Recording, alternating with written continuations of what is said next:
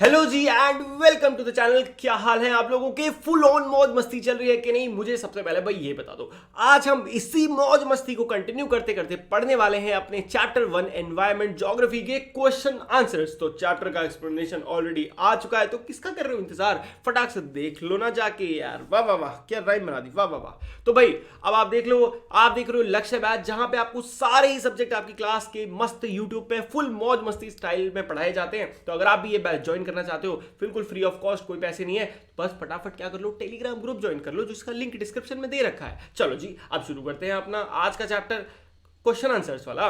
तो क्वेश्चन बहुत सिंपल है, बस 4 क्वेश्चन है, very very simple. Question number 1 के अंदर छोटे छोटे क्वेश्चन है। जैसे कि पहला क्वेश्चन है, व्हाट इज एन इकोसिस्टम? भैया एक इकोसिस्टम क्या होता है? ये तो आपको अच्छे से समझाया गया था। एक ecosystem is a community in a given area where living organisms interact with each other and their intermediate surroundings including non living things. अब इसको समझने के लिए बहुत ही सिंपल तरीका है। देखो, एक इकोसिस्टम क्या होता है? कोई भी एक ऐसी जगह जहां पे लिविंग ऑर्गेनिजम्स इंटरैक्ट करते हैं, किनके साथ? या तो अपने ही जैसे लिविंग ऑर्गेनिजम्स के साथ, या फिर नॉन लिविंग ऑर्गेनिजम्स के साथ। जैसे कि अब देखो, अगर आप अपनी क्लास में अपने टीचर के साथ पढ़ रहे हो, तो आप एक लिविंग ऑर्गेनिज्म के साथ इंटरैक्ट कर रहे हो। मैं राइट नाउ एक कैमरा के साथ इंटरैक्ट कर रहा हूं, मेरे सामने कैमरा रखा है, तो ये क्या है? एक नॉन लिविंग थिंग हो गई ना। तो ये सब क्या? एक कम्युनिटी है, बट वो आप तक पहुंच पा रहा है एंड देन एक मैसेज ट्रांसफर हो पा रहा है। सो ये सब क्या? एक इकोसिस्टम है। Is that 100% clear? गुड। चलो, now what do you understand by the term natural environment? भैया नेचुरल एनवायरनमेंट क्या होता है? जो हमें नेचर देता है। एक सिंपल इजी लैंग्वेज में बोलूं तो, the environment which is created by nature comprises of land, water, air, plant and animal is known as natural environment. तो कितना सिंपल सी चीज थी ना। एक ऐसा एनवायरमेंट जो हमें नेचर ने दिया है। क्या क्या दिया है हमें नेचर ने? लैंड दिया है, नेचर ने दिया है, वाटर भी नेचर ने दिया है, एयर भी, प्लांट्स भी, एनिमल्स भी, ये सब नेचर ने दिया है, हमने नहीं बनाया। हमने क्या बनाया? बिल्डिंग बनाई है। तो वो क्या है? बिल्डिंग क्या हो गया? एक आर्टिफिशियल या फिर man made environment. Which are the major components of environment? Environment के मेजर कंपोनेंट कौन कौन से हैं भैया? देखो, एक तो नेचुरल एनवायरमेंट है, एक ह्यूमन एनवायरमेंट है, और एक ह्यूमन मेड एनवायरमेंट है। 3 डिफरेंट होते हैं। क्या? एक तो नेचुरल, अभी बात करी हमने। एक होता है ह्यूमन, हम ह्यूमन एनवायरमेंट है। एंड तीसरा ह्यूमन मेड, जिसमें आ गई बिल्डिंग्स, पार्क्स, ये सारी चीजें। ठीक है, चलो शाबाश। 2 क्वेश्चन और है। Give 4 example of human made environment. Human made environment के एग्जांपल देने हैं, तो उसके लिए क्या हो गया? Vehicle, building, road, park. Simple हो गया ना। लिथोस्फीयर क्या होता है? अगला क्वेश्चन बहुत सिंपल। लैंड को लिथोस्फीयर कहते हैं, ऐसे याद रखना। तो lithosphere is the solid crust और the hard top layer of the earth which is made up of rocks and minerals and covered by a thin layer of soil. तो पूरी की पूरी डेफिनेशन है आपकी जो लैंड की, बहुत सिंपल है, आपको याद करनी है। क्या होता है? ये सॉलिड क्रस्ट होती है, अर्थ की जो सबसे ऊपरी लेयर होती है उसे कहते हैं क्रस्ट। ठीक है, ये हार्ड होती है भाई, सिंपल सी बात है। इस पर हम चल पाते हैं? ऐसे थोड़ी अंदर घुस जाते हैं, गाड़ी अंदर घुस जाती है, नहीं घुसती ना। तो इसीलिए ये सारी इसकी चीजें दी थी। ठीक है, चलो next. Which are the 2 major components of biotic environment? Biotic environment के 2 मेजर कंपोनेंट कौन से हैं? तो भाई सिंपल सी बात है, बायोटिक मतलब लिविंग। तो लिविंग के कौन कौन से? एक तो प्लांट है अपना, एक एनिमल है। चुम्मा, इजी ना। What is biosphere? बायोस्फीयर क्या था? इंपॉर्टेंट है। देखो भैया, biosphere is a narrow zone of the earth where land, water and air interact with each other to support life. It consist of plant and animal kingdom together. अब ध्यान से सोच के देखो, इधर देखो, ये अर्थ है अपना। ठीक है, इस अर्थ का सेंटर इधर कोर कहीं पे, ये हमारा लैंड है, and this is the atmosphere, मतलब स्पेस। अब सबसे ज्यादा लाइफ कहाँ एग्जिस्ट करती है? सबसे ज्यादा लाइफ अगर आप ध्यान से सोचो तो बस इतने से एरिया में एग्जिस्ट करती है, राइट? इनफैक्ट पूरी की पूरी लाइफ इसी एरिया में एग्जिस्ट करती है, जहां पे हम भी होते हैं, जहां एनिमल्स भी होते हैं, चिड़िया भी होती हैं, सब कुछ यहीं एग्जिस्ट होता है। ना इससे ऊपर कुछ होता है, ना इससे नीचे कुछ होता है। वाई? क्योंकि यही वो पतला सा जोन है जहां पे आपको लैंड भी एक साथ मिलता है, पानी भी मिलता है, एयर भी मिलती है, तीनों का साथ में मिलते हैं, जिसकी वजह से लाइफ को सपोर्ट कर पाता है अर्थ। समझ रहे हो? तो इसी छोटे से जोन को हम कहते हैं बायोस्फीयर। क्लियर?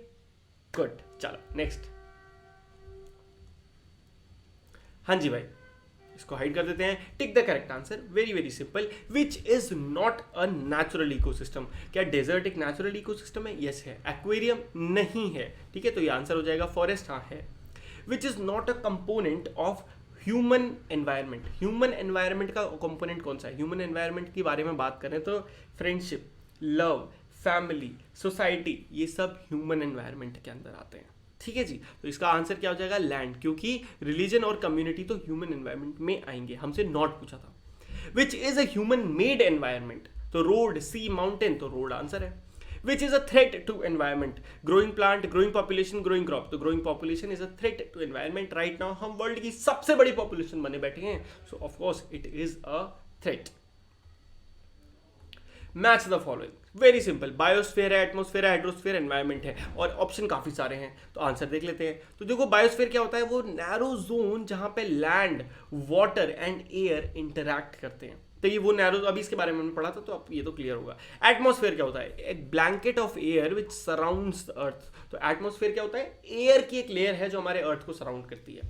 देन आता है हाइड्रोस्फीयर। हाइड्रोस्फीयर मतलब सिंपली वाटर। वाटर जितना भी सी बॉडीज हैं हमारे, ओशन है, सीज हैं, जितने भी हैं, लेक, रिवर, पॉन्ड, वॉन्ड, ये सब हाइड्रोस्फीयर के अंदर आते हैं। एंड फाइनली एनवायरनमेंट मतलब हमारी सराउंडिंग्स को एनवायरनमेंट कहते हैं। क्लियर? चलो 3 क्वेश्चन हो गए हैं, अब बचा है बस एक सिंपल लास्ट क्वेश्चन। ओके, तो give reason. Man modifies environment. भाई इंसानों ने अपने एनवायरनमेंट को मॉडिफाई करा। इन जानवर तो नहीं कर पाए बेचारे, या फिर प्लांट भी नहीं कर पाए, एनिमल कर पाए, और क्यों करा ये देखते हैं। तो भाई man modifies his environment because they are capable of modifying it. सबसे पहला रीजन क्यों? क्योंकि वो ही कर सकते हैं और कोई स्पीशीज तो कर ही नहीं सकती। According to their need and live a comfortable life. और क्यों करते हैं? ताकि वो एक कंफर्टेबल लाइफ को जी सके। Humans learn new ways to use and change environment and invented many things. Industrial revolution से लार्ज स्केल पॉपुलेशन प्रोडक्शन हुआ, ट्रांसपोर्टेशन ईजी हो गया, आईटी रेवोल्यूशन से कम्युनिकेशन ईजी हो गया। ईजी लैंग्वेज में समझाता हूँ। देखो क्वेश्चन हमसे पूछ रहा है कि इंसान अपने एनवायरनमेंट को मॉडिफाई क्यों करता है। आप सोच के देखो, आज के टाइम पे आप नई चीजें क्यों खरीदते हो? आप एक नया फोन क्यों खरीदते हो? वाई? अपनी लाइफ को आसान बनाने के लिए। आप एक नया बेड क्यों खरीदते हो? अपनी लाइफ को आसान बनाने के लिए। तो एक समय पे किसी इंसान ने सोचा होगा कि यार मैं इतना रोज रोज खाना ढूंढता हूं, मैं क्या करता हूं? खेती करना शुरू करता हूं। मैं खेती करूंगा तो मैं खूब सारा खाना एक बार में रख लूंगा, फिर मुझे साल भर आराम से बैठ के खाऊंगा। तो this is what, this is modifying his environment, right? तो अब आई होप आपको क्लियर हो गया होगा कि हम अपना एनवायरनमेंट क्यों मॉडिफाई करते हैं। क्यों? क्योंकि हम एक सेटल्ड लाइफ जीना चाहते हैं। हम स्पीशीज ही ऐसी हैं, हमें एक सेटल्ड लाइफ चाहिए, तभी हम आगे बढ़ते हैं, तभी हम सोचते हैं, इसीलिए हम साइंस को डेवलप करते हैं, राइट? चलो, plants and animals depend on each other. अगला क्वेश्चन ये है, इसका रीजन देना है। Plants and animals depend on each other for their sustainability. Sustainability मतलब कि टिक पाए, वरना टिक ही नहीं पाएंगे। Plants consume plants as they are the only producer and also take oxygen from them. Animals consume plant. Plants are dependent on animal as they give out carbon dioxide which is important for photosynthesis. Also, dead remains of animal provide nutrient to the plant. बहुत simple है। आपने food chain के बारे में पढ़ा होगा, right? Food chain क्या होती है? देखो, इस पूरे एनवायरनमेंट में एक चेन बनी हुई है कि एक प्लांट है, ठीक है, उसको कौन खाता है? उसको एक रैबिट खाता है। और उस रैबिट को कौन खाता है? उसको एक वुल्फ खाता है। उस वुल्फ को कौन खाता है? कोई शेर खा लेता है। देन शेर को कौन मार देता है? इंसान मार देता है। तो इस तरीके से इंसान क्या खाता है? वापस से ये खाता है। तो ये क्या है? ये चेन बनी हुई है जो पूरे सिस्टम में है, और यही चेन के 2 हिस्से हैं, प्लांट्स और एनिमल्स। अब कैसे इनकी बात करते हैं? प्लांट्स जो हैं भैया, उनको चाहिए कार्बन डाइऑक्साइड, है ना, फोटोसिंथेसिस करने के लिए, जो कि सिर्फ एनिमल्स रिलीज करते हैं। हम भी एनिमल्स हैं, हम भी रिलीज करते हैं नाक से, ठीक है? तो इसीलिए वो उन पर डिपेंड है। और बात करें हमारी यानी कि एनिमल्स की, तो भाई हम तो प्लांट्स पे पूरी तरह डिपेंड हैं। हम अगर प्लांट्स ना हो तो हम तो कोई सब्जी नहीं बना पाएंगे, कोई रोटी नहीं बना पाएंगे, कोई चावल नहीं बना सकते, तो खाएंगे क्या? सिर्फ मीट। मीट बनाने के लिए भी आपको सब्जियां चाहिए, कुछ तो उसमें प्याज व्याज डालोगे ना। So we are dependent on plants, oxygen के लिए भी और खाने के लिए भी, ठीक है?